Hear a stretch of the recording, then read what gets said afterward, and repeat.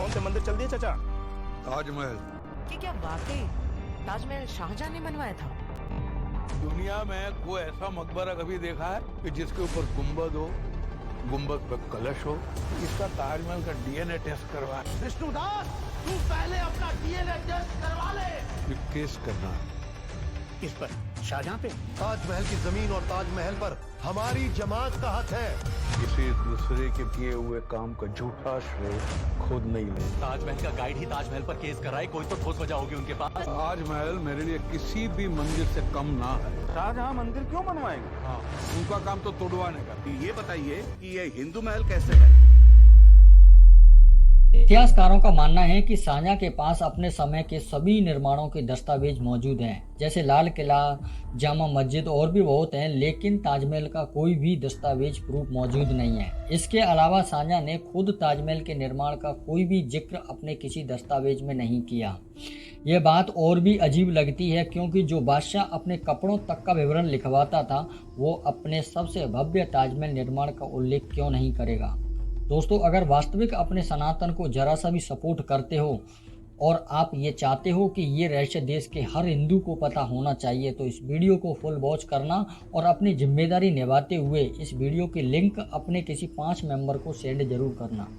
दोस्तों, अगर आपने इस वीडियो को फुल वॉच नहीं किया तो यकीन मानना मेरे दोस्तों, आप भी यही कहोगे कि ताजमहल शाहजहां ने ही बनवाया, क्योंकि शुरू से हमारे और तुम्हारे ब्रेन में बस यही डाला गया है कि ताजमहल सिर्फ शाहजहां ने ही बनवाया।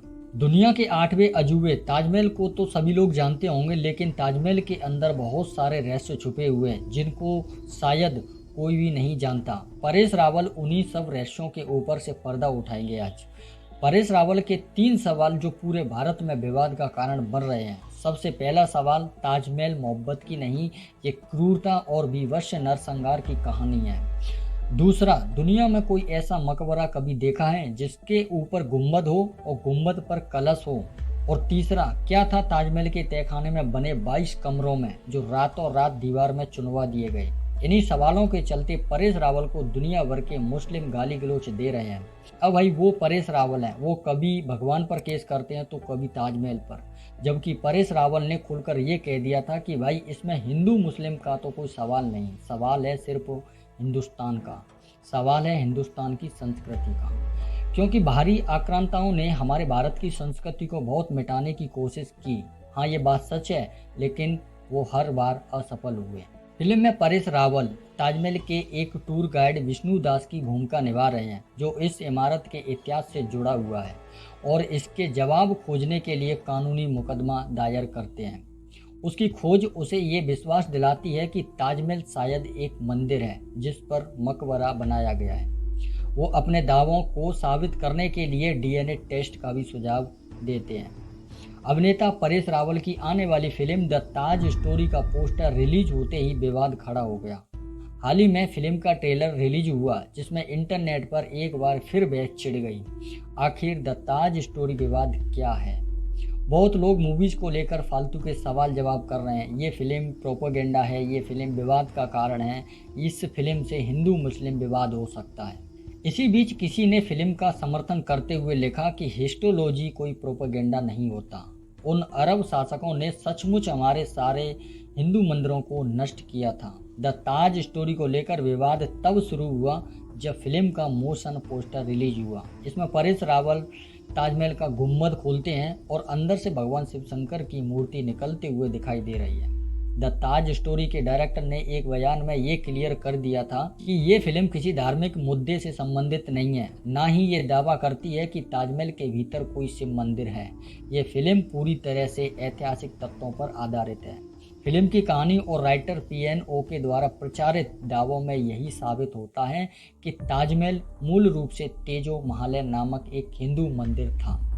16वीं सदी में यमुना नदी के तट पर बना ताजमहल वाकई अद्भुत है। ताजमहल बनने के बाद शाहजहां के बेटे औरंगजेब ने आगरा के महल में अपने पिता को नज़रबंद कर दिया था। वैसे तो औरंगजेब द्वारा अपने पिता को नज़रबंद करने के कई किस्से और कहानियां हमें देखने को मिलते हैं, लेकिन कुछ लोगों का मानना है कि शाहजहां का अपनी बेटी जारा से नाजायज संबंध थे, जिसके चलते जारा ने अपने भाई औरंगजेब का साथ देकर अपने पिता को कैद खाने में डलवा दिया। ताजमहल के अंदर 4 कब्रें बनाई गई हैं। ताजमहल से पहले इस स्थान पर जयपुर के राजा जयसिंह का अधिकार था। यहाँ पर महल से लेकर और अनेक प्रकार की खूबसूरत चीजें बनाई हुई हैं। कहा तो ये भी जाता है कि ताजमहल की जगह पर शिव मंदिर था। उसके बाद शाहजहां ने राजा जयसिंह से इस जगह की मांग की, जिसके बदले में शाहजहां ने राजा जयसिंह को एक महल देने के साथ साथ युद्ध में साथ देने का भी पूरा वचन दिया था।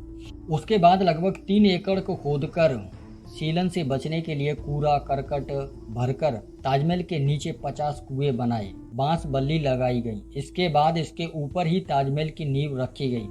भारत की आत्मा उसकी संस्कृति, परंपराओं और मंदिरों में बसती है, लेकिन इतिहास के कुछ दौर ऐसे भी आए जब इस भूमि की आध्यात्मिक पहचान को मिटाने की कोशिश की। हाल ही में परेश रावल द्वारा अभिनीत और सोशल मीडिया पर चर्चित फिल्म द ताज स्टोरी इसी कड़वे सत्य से पर्दा उठाती है और इसने कुछ ऐसे सवाल खड़े किए हैं जिन्हें अनदेखा नहीं किया जा सकता। सिर्फ 3 मिनट के ट्रेलर को देखकर ही मेरे मन में इतने विचार उमड़ पड़े कि मुझे मजबूरन ये वीडियो बनानी पड़ी। शायद यही एक सच्चे सिनेमा की ताकत होती है, जो हमारे भीतर छिपे प्रश्नों को जगाती है। फिल्म में दिखाया गया है कि ताजमहल के गुंबद पर त्रिशूल और कलश जैसे हिंदू प्रतीक मौजूद हैं, जो सामान्यतः किसी मकबरे पर नहीं होते। यह दृश्य एक बड़ा सवाल उठाता है, क्या ताजमहल वास्तव में किसी प्राचीन हिंदू मंदिर की संरचना पर आधारित रहा होगा, जिसे बाद में मकबरे में परिवर्तित किया गया? यह सवाल केवल ऐतिहासिक नहीं बल्कि राष्ट्रीय अस्मिता से जुड़ा है और इसकी निष्पक्ष जांच पड़ताल होनी चाहिए।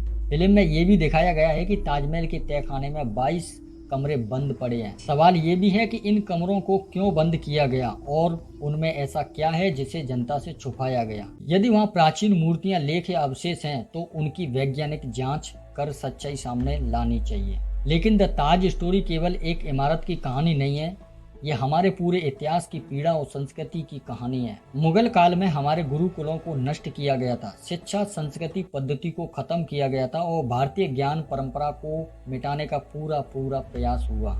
योग, आयुर्वेद, खगोल और गणित जैसी विधाओं को जानबूझकर कमजोर किया गया ताकि हमारी नई पीढ़ियां अपनी जड़ों से दूर हो जाए। इतना ही नहीं, हमारे धर्म में उपस्थित जाति व्यवस्था का भी दुरुपयोग किया गया। विदेशी शासकों ने इसी विभाजन का लाभ उठाकर हिंदू समाज में फूट डाल दी, जिससे हम एक दूसरे के विरोधी बन गए।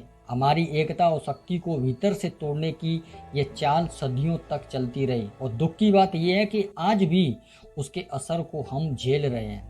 इतिहास गवाह है कि एक समय विख्यात खिलजी आया था जिसने नालंदा विश्वविद्यालय जैसी विश्व प्रसिद्ध ज्ञान भूमि को जला दिया था, परंतु आज ऐसा लगता है कि हर घर में एक विख्यात खिलजी बैठा है जो अपने ही घर, अपनी ही संस्कृति, अपने ही मूल्यों को जलाने में लगा है।